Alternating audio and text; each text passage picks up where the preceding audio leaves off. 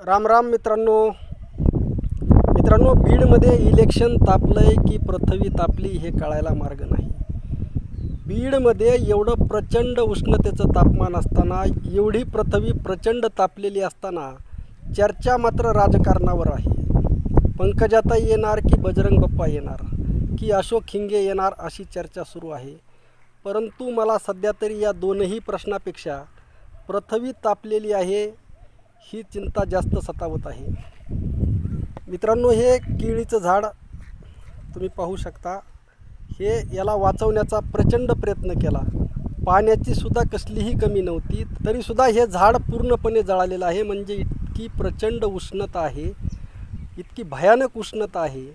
म्हणजे बीड जिल्ह्याला आज जर कशाची गरज असेल तर बीड जिल्ह्याला आज कमीत कमी 100 कोटी झाडांची गरज आहे आणि पाण्याची गरज आहे.